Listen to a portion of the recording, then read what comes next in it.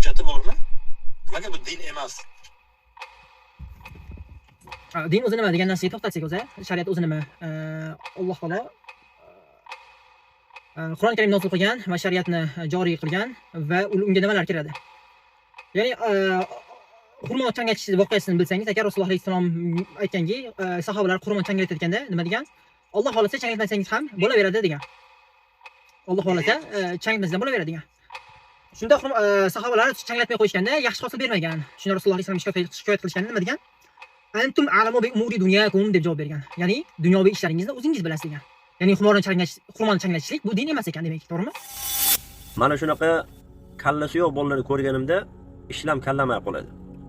Bularning misoli go'yoki juda qattiq chanqigan odam suv bo'yiga kelib, qo'llarini, kaftlarini suvga cho'zib, og'zilariga suv kelishligini kutib turgan bir ahmoqlarga o'xshataman-da. Mana bu savol berayotgan bola, bir bola savol beryapti, hozir videoning boshida savol beryapti. Aytayaptiki, demokratiyani siz dinmas deyapsiz.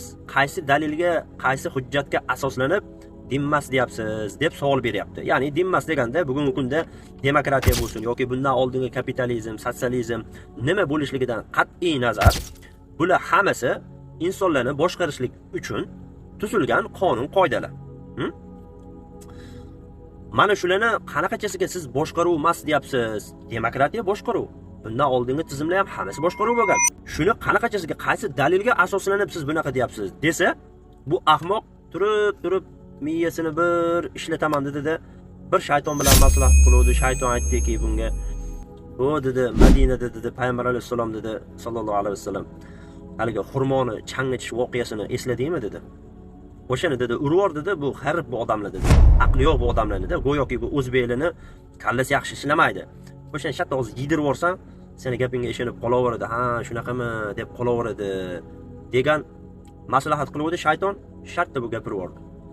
Hozir bu demokratiya bilan bu Madinada xurmoni changitishlikni qanaqa bir-biriga bog'liqlik joyi bor? Men hech o'ylab o'yimga yeta olmadim.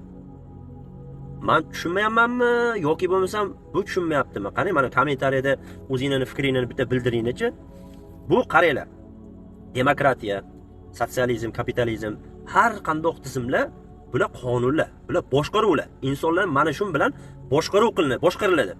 Tartib, intizom qo'yiladi. Bu shunaqa narsa.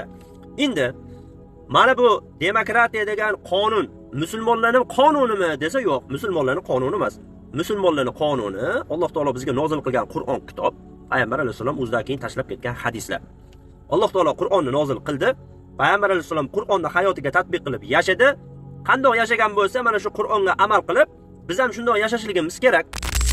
Xo'p, unaqa bo'ladigan bo'lsa, nima o'zingsan demokratiya davlatda yashab yuribsan deydiganlarga men aytamanki, mana shu bugungi kunda biz musulmonlarmiz, biz musulmon davlatimiz deb turib, musulmonlarni orqasidan itarib, ularni o'ldirib, soqolini o'lib, ayollarni hijobiga, niqobiga o'silib, musulmonlarni o'ldirayotgan munofiqlardan ko'ra mana shu demokratiyasiga amal qilayotgan kofirlar ozgina bo'lsa ham musulmonlarga foydasi tegyapti deb o'ylayman.